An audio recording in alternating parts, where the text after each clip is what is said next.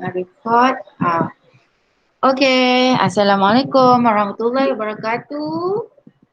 Okey, dan selamat sejahtera. Okey, hari ini kita nak mempelajari atau meneruskan PDBR kita bab 10 penerokaan angkasa lepas. Okey, apa yang objektif yang kita nak capai pada hari ini ialah yang pertama, murid kenalah menerangkan atau boleh menerangkan sekurang-kurangnya 3 lakaran mengenai perkembangan sejarah model sistem suria. Okey. Model sistem suria.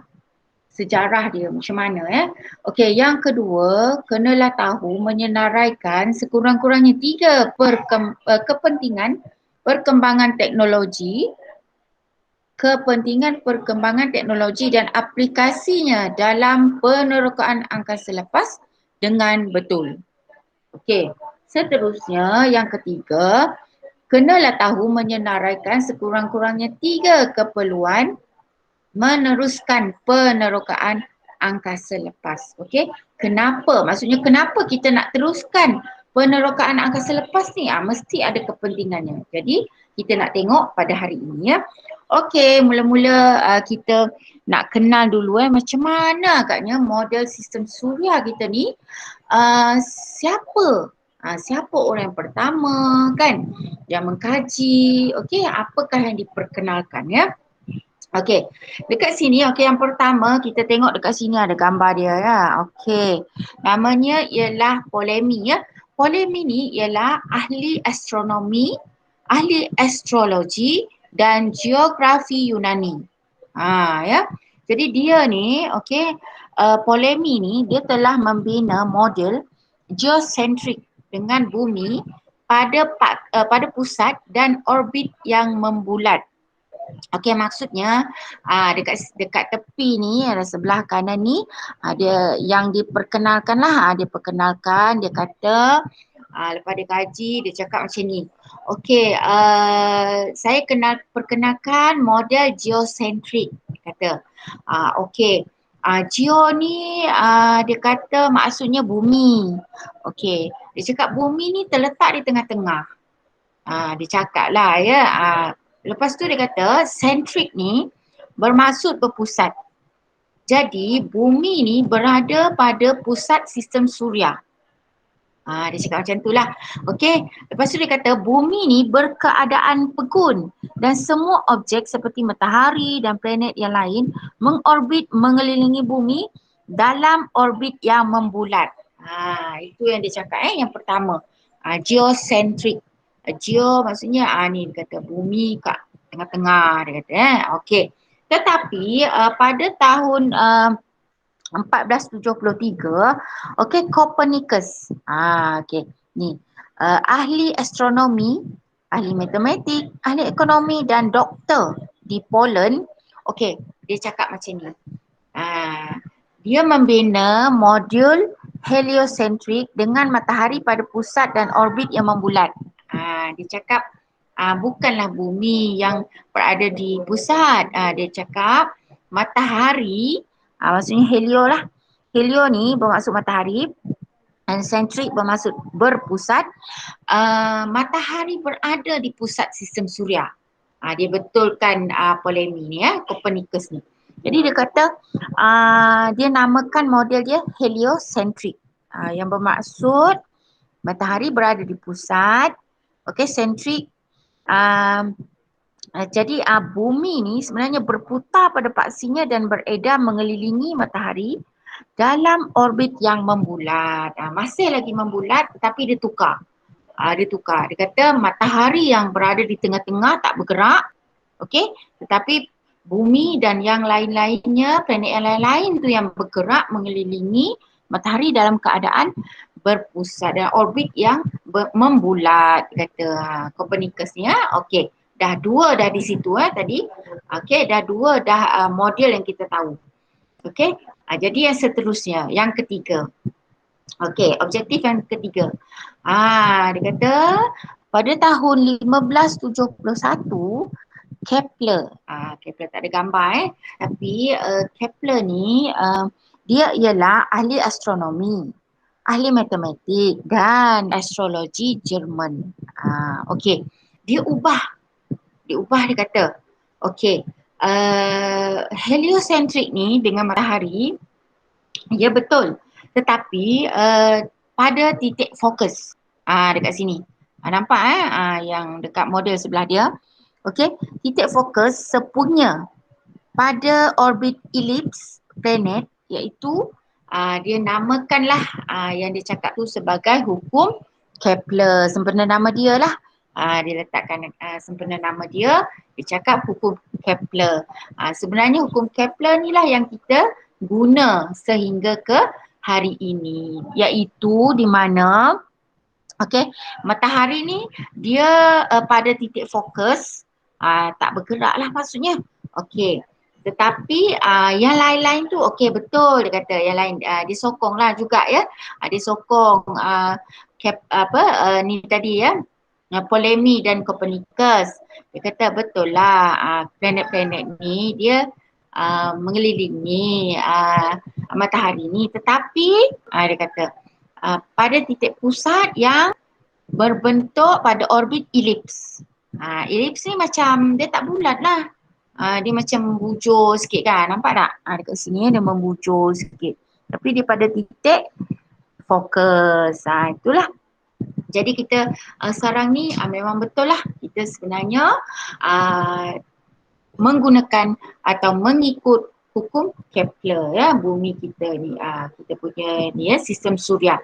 Jadi cikgu dah terangkan ketiga-tiga modul tadi ya. Jadi dah tercapailah objektif kita yang pertama. Okey, kena tahulah siapa kenalkan siapa. Okey. Jadi seterusnya yang kedua, di mana kita murid kenalah menyenaraikan sekurang-kurangnya 3 kepentingan perkembangan teknologi dan aplikasinya dalam penerokaan angkasa lepas dengan betul. Okey. Perkembangan ni, angkasa lepas ni, cikgu ceritakan dari abad yang ke-11. Bermula dari abad yang ke-11, negara yang pertama mencipta serbuk letupan dan menggunakan roket primitif, roket lama lah, dalam pertempuran. Maksudnya negara China ni dari dalam banyak-banyak negara di dunia ni, China mula-mula yang mencipta serbuk letupan dan menggunakan roket primitif. Hebat hebat China ni. Okey, ada orang masuk ya. Okey kemudian kita teruskan. Okey, ada orang masuk tadi ya. Okey, pada tahun 1609 dicipta teleskop yang pertama digunakan dalam bidang astronomi oleh Galileo Galilei. Bolehlah sebut ulang-ulang kan supaya lidah tu tak tergeliat macam namanya Galileo Galilei. Kira orang hebat ni sebab dia membina teleskop yang pertama. Sampai ke hari ini ni teleskop dia diguna. Bayangkan awak Okey.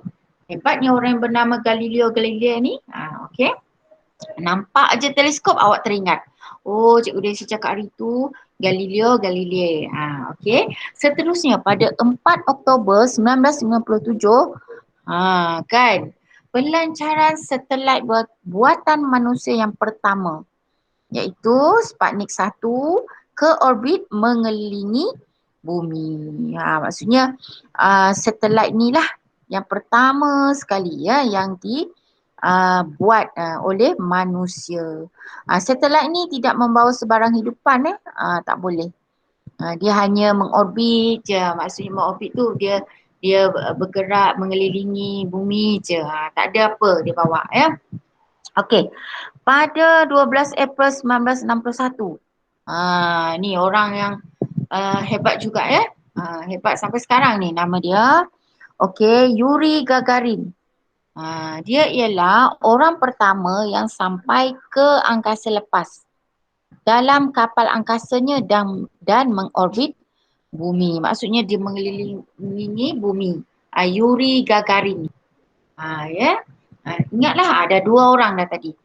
Galileo Galilei, Yuri Gagarin. Okey.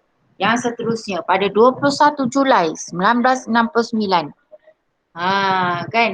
Neil Armstrong ialah angkasawan pertama yang mendarat di bumi dalam kapal angkasa Apollo 2. Terkenal ni kan, dia bawa bendera US kan. Ya, dia ialah angkasawan pertama yang mendarat di bulan. Bayangkan awak di bulan tak ada apa kan. Dalam kapal angkasanya Apollo 2. Apollo ni terkenal sampai nama makanan pun disebut Apollo. Kan? Kita nak beri nama Apollo sedap kan makanan tu. Maksudnya bila awak tengok je makanan Apollo tu, mak awak beli di kedai, awak teringatlah, oh ni boleh. Jadi macam itulah kapal angkasa kan. Okey, ada kawan masuk ya. Okey. Okey, yang baru masuk. Okey. Jadi awak boleh ingatlah macam tu sambil-sambil ni cikgu bagi tips kat awak. Awak ingat Apollo yang warna hijau tu, makanan sedap tu. Awak ingat, alamak ni kan kapal, terus awak teringat. Neil Armstrong, ialah angkasawan pertama mendarat di bulan. Oh, dia ambil sebenarnya nama ni rupanya. Maksudnya macam tu lah. Okey, seterusnya pada tahun 1973. Stesen angkasa lepas, Skylab. Bayangkan lab dekat angkasa kan. Dilancarkan untuk mengorbit bumi. Sky. Awak selama ni ingat Sky Juice je kan? Sky Juice kan? Air kosong. Tetapi Skylab, betul-betul ni Skylab di mana ia ialah stesen. Ya. Stesen. Okey, saya accept dulu. Masih ada orang masuk. Okey, line dia tak apa clear ya. Terkeluar balik. Siapa ni? Alisha. Okey. Skylab ni dia dilancarkan untuk mengorbit bumi. Pada tahun 1973. Tak lama lagi lah. Maksudnya cikgu lahir 1977, dia 73. Kiranya maksudnya ni Alisha ni line tak kuat dia Alisha. Okey. Kesian dia keluar masuk. Okey, tak apa. Pada tahun 1981 kapal angkasa ulang-alik Columbia dilancarkan. Kapal angkasa ulang-alik maksudnya kapal ni boleh berulang-alik. Dari bumi angkasa. Wah, kan hebatnya. Itulah yang Hospital Columbia tu ambil sempena nama dia kan. Sebab nak menunjukkan hebat. Maksudnya macam tu kan. Jadi awak teringat, awak tengok je Hospital Columbia tu, awak teringat, alamak ini adalah nama sama macam kapal angkasa ulang-alik. Dilancarkan pada tahun 1981. Rupanya dia ambil sempena nama kapal angkasa kan. Okey. Kapal angkasa awak ingat tu, Okey, seterusnya. Pada tahun 1989, cikgu dah lahir lah. Ya. Okey. Voyager 2 bergerak melintasi ruang angkasa Pluto. Ni maksudnya kapal ni dia melintasi ruang angkasa Pluto, planet Pluto lah. Okey. Pada tahun 1990, okey, dah nak ambil dah kan. Okey. Pada 25 April 1990, kapal angkasa ulang-alik Discovery. Nama hebat lah Discovery ni. Okey, dia membawa 5 orang angkasawan. Okey, teleskop Hubble ditempatkan di orbit bumi. Dia bawa sekali teleskop Hubble. Okey, nama Discovery. Ada bawa 5 orang angkasa. Jadi maksudnya dia boleh ulang-alik lah. Dia boleh pergi balik macam tu. Itu hebatnya tu.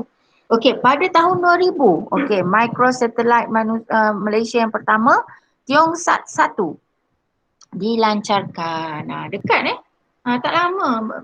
Tak ni pun tahun 2000 baru kita lancarkan microsatellite Malaysia yang pertama, Tiongsat 1.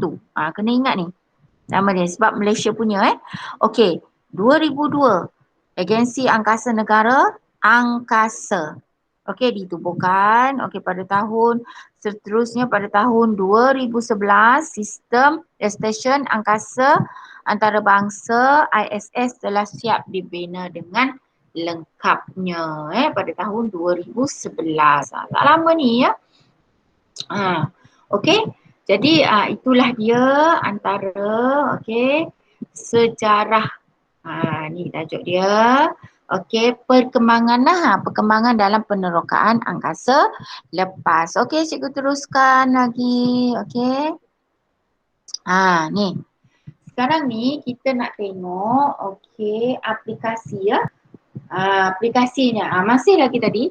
Okey, aplikasi teknologi dalam penerokaan angkasa lepas dan kepentingannya. Apakah kepentingannya? Okey, perkembangan teleskop yang berkaitan dengan penerokaan angkasa lepas. Okey, yang pertama teleskop tadi.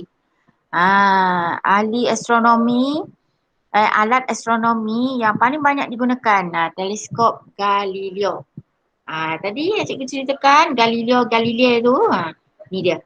Inilah teleskop dia yang banyak sekali digunakan masih ya.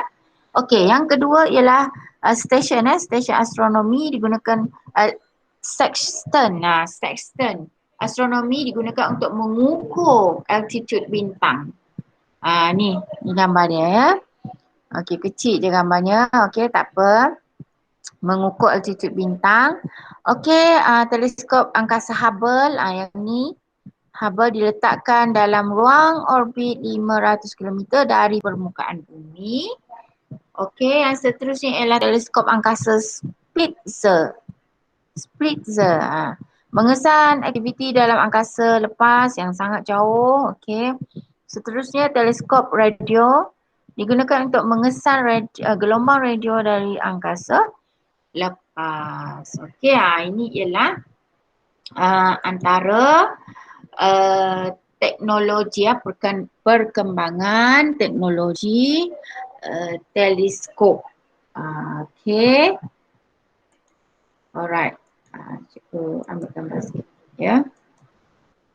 Okey, itu dia. Boleh ya? Ataupun cikgu terlalu cepat, cikgu pelankan sikit. Okey. Okey, seterusnya kita teruskan. Roket. Okey ni. Gambar roket. Ni gambar roket. Okey. Pelbagai ni nampak tak?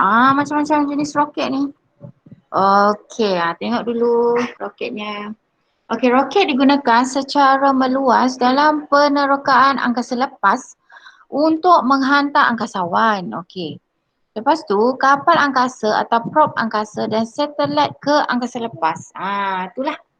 Itulah kegunaan roket ni. Ya, untuk hantar angkasawan, kapal angkasa lepas, atau probe angkasa dan satelit ke angkasa lepas. Okey, contohnya roket Saturn V. Okey. Apabila bahan api dalam roket terbakar, gas panas dibebaskan pada kelajuan yang tinggi melalui bahagian bawah roket tersebut. Pembebasan gas ini menghasilkan daya yang menolak roket naik ke atas. Okey, roket ni dia tak boleh digunakan berulang kali. Ya. Maksudnya kalau dia dah pergi tu, angkasa lepas tu, dia tak boleh balik dah. Okey. Lepas tu, hari ini, peranan roket ni telah diambil alih oleh kapal angkasa ulang alik. Itu dia ya. Okey. Seterusnya, ni roket pelbagai roket. Seterusnya, ni satelit. Okey. Objek yang beredar mengelilingi objek lain. Maksud satelit ni. Okey, bulan ialah satelit semula jadi yang beredar mengelilingi bumi. Bulan. Kata kunci kat sini ialah satelit semula jadi. Bukan buatan manusia ya. Okey, ini yang satelit Malaysia ni. Okey, kena tahulah. Okey, sebab Malaysia kan negara kita. Okey. Ada 5 kat sini. Okey, yang pertama Miasat 1. Okey, Miasat 1 dan Miasat 2 lah. Sekali, Miasat 1, Miasat 2. Terkenal kan, biasa kan dengar kan. Okey. Fungsinya ialah untuk komunikasi Okey, komunikasi ya. Okey, beratnya sangat berat ya. Ah, beratnya ialah 1,450 kilogram. Bayangkan Okey, ni kedudukan dia. Dari timur dia cakap sini lah 91.5 darjah timur. Okey, okey. Hello. Ya. Waalaikumsalam warahmatullahi. Ya Kak. Ya. Okey, boleh. Okey, okey. Okey. Okey Kak, boleh boleh. Okey. Oh ya ke? Wah. Oh. Ya. Okey okey. Ya. Ya. Ya. Ah, ah, ah. Itulah. Okay. Lepas ni kepastian. Oh. Ah. Oh. Oh. Dia terangkan Dia terang. Bos lah kan? Boleh boleh. Siapa? Bos? Oh pasti. Bas ingatkan bos. Okey okey okey. Okey. Ini ke? Oh, okey alhamdulillah. Alhamdulillah. Ah, ah. Okey Kak. Selamat. Salam. Okey, sorry ada panggilan telefon dari bos. Okey. So, cikgu sambung Okey, 1480 darjah timur Okey, tarikh dilancarkan ni sama. Miasat 1 Miasat 2 ni tarikhnya 13 Januari 1996. Okey, tempoh hayatnya 12 tahun dan Miasat 2 tu 11 tahun. Sahaja tempoh hayatnya. Okey, lepas tu Tiong Sat 1 macam cikgu cakap tadi lah. Okey, fungsinya ialah untuk teknologi. Okey, beratnya 50, tak apa-apa berat lah. Okey, paling ringan dekat sini kan. Okey, dia kedudukannya ialah 650 kilometer dari bumi dengan kecenderungan 65 darjah.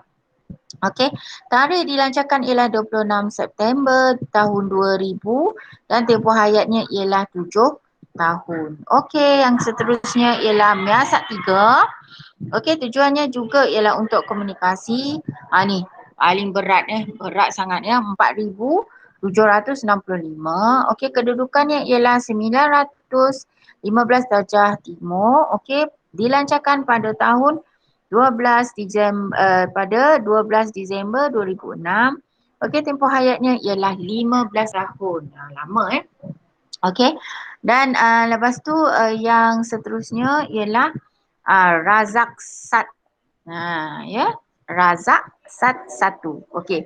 Dia ialah gunanya untuk pemantauan bumi. Okey, beratnya ialah 180 kg. Kedudukannya ialah 685 kilometer dari bumi.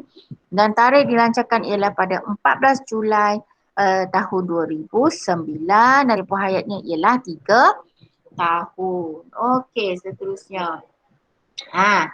Ni dia. Okey, jenis-jenis satelit yang terdapat di angkasa, di ruang angkasa. Okey, yang pertama ialah satelit navigasi global, GNSS. Navigasi ni sebenarnya pelayaran Okey. Dia memberi maklumat berkaitan lokasi bencana alam dalam apa juga keadaan cuaca. Okey, dia membolehkan usaha membantu mangsa bencana dijalankan dengan pantas dan mudah. Okey, contohnya ialah satelit GLONASS milik Rusia. Okey, Rusia yang ada satelit tu. Okey, seterusnya ialah satelit penderiaan jauh. Okey, melakukan pencerapan, okey, kemudian pemetaan dan merakam imej di bumi. Okey, terletak 600 km hingga 900 km dari bumi. Contoh satelit ialah Lancer milik Perancis. Okey. Seterusnya, satelit Sarsat. Okey. Sarsat. Okey, digunakan untuk operasi mencari dan menyelamat, mengesan alat bencana yang memancarkan isyarat kecemasan, dibangunkan oleh 4 negara iaitu Rusia, Amerika Syarikat, Kanada dan Perancis. Semuanya negara-negara besar ya. Okey, seterusnya ialah satelit perisikan. Okey, digunakan untuk melakukan tugas risikan terhadap negara lain, mampu merakam curi komunikasi radio dan telefon bimbit. Okey, contoh satelit ialah Yogan oleh China, negara China lah ya. Okey, seterusnya satelit Geopegun. Okey, satelit ini ialah untuk komunikasi, digunakan untuk siaran radio dan televisyen. Kedudukannya kira-kira 35 kilometer dari bumi. Okey. Dan yang terakhir ialah satelit astronomi, ialah untuk mengkaji planet, bintang dan objek lain di angkasa. Berada kira-kira 600 kilometer dari bumi. Contoh satelit ialah Hubble milik Amerika Syarikat. Okey, terkenal ni ya. Selalu kita dengarkan Hubble kan. Okey, seterusnya cikgu perkenalkan. Ini ialah kuar angkasa atau prop angkasa. Aku kena tahu beza dia mana satu ialah roket. Roket yang ada gas kat bawah dia tu ada mengeluarkan bahan api tu kan. Okey, roket. Rasanya roket semua orang selalu tengok kan, okey. Yang ini macam tak biasa awak tengok, betul tak? Kuar angkasa namanya. Ini ialah kuar angkasa Cassini. Ya. Kena tahulah yang ini dekat atas dia macam mana, dekat bawah dia macam mana ya. Rupa dia kena tahu. Okey. Ini ialah kapal angkasa yang mengumpulkan maklumat dan menghantarnya kembali ke bumi. Dikumpul dulu lepas tu dia hantar ke bumi. Kuar angkasa tidak mengorbit mengelilingi bumi seperti satelit tapi bergerak jauh di dalam dan di luar sistem suria. Dia boleh bergerak Okey, keluar masuk macam tu. Tapi dia tidak mengorbit. Mengorbit tu maksudnya dia tidak mengelilingi lah. Okey, kemudian kuar angkasa ni membawa kamera dan peralatan penderiaan jauh serta pemancar dan menerima radio untuk tujuan berkomunikasi dengan ahli sains di bumi. Okey. Okey, itulah dia. Kuar angkasa. Okey, yang seterusnya ini ialah penderiaan jauh. Okey, namanya kita alih kita translate. Kita translate dari remote sensing ya. Okey, penderiaan jauh. Okey, kaedah mengumpul dan merekodkan maklumat dari jauh. Okey, di Malaysia alat penderiaan jauh dipasang pada Tiongsan 1. Yang cikgu cakapkan tadi ya. Okey, dia menerima atau mengesan cahaya nampak, sinar ultraviolet dan sinar inframerah yang dihasilkan oleh objek di permukaan atau di bawah permukaan matahari. Okey, daya yang dikumpulkan oleh Tiangsat 1 ni kemudiannya dihantar ke stesen penerimaan data di stesen planetarium negara Kuala Lumpur. Okey. Pernah lalu kan sini kan stesen planetarium ya, ada yang pernah lalu. Okey, wilayah persekutuan dan stesen misi kawalan MSGS di Bangi, Selangor. Tak jauh lah dari kita Bangi saja. Okey. Jadi teknologi ni dah kena tahu dah ni ya. Teknologi penderiaan jauh digunakan untuk pelbagai bidang dalam kehidupan harian seperti berikut. Okey, ini ialah yang ketiga, objektif yang ketiga tadi menerangkan sekurang-kurangnya 3 keperluan meneruskan penerokaan angkasa lepas. Ya. Dari segi pertanian, kita tujuannya ialah untuk mengesan kawasan pembangunan pertanian yang bersesuaian. Maksudnya kalau ada kawasan pertanian yang sesuai untuk kita bercucuk tanam, okey, dia boleh kesan. Okey, yang besar lah atau pertanian yang luas kita nak buat, okey kita guna teknologi penderiaan jauh ni ya. Okey. Seterusnya geologi. Dari segi geologi kita nak kesan lokasi seperti sumber mineral, okey, susutan jisim dan susutan darat. Maksudnya sumber mineral ni kita nak tahu dekat mana ada emas. Macam tu kan. Ada emas. Kita nak tahulah nanti kita akan pergi ke tempat tu. Kita akan melombok emas contoh. Ataupun nak tahu timah dekat mana. Bausit dekat mana. Sebab kita boleh pergi terus ke tempat tu. Tak perlu nak susah-susah kan. Okay. Jadi sangat bergunalah dari segi geologi. Okey, dari segi untuk pengurusan bencana. Kita nak tahu untuk mengenal pasti pencemaran dan pembakaran hutan. Kat mana ada pencemaran?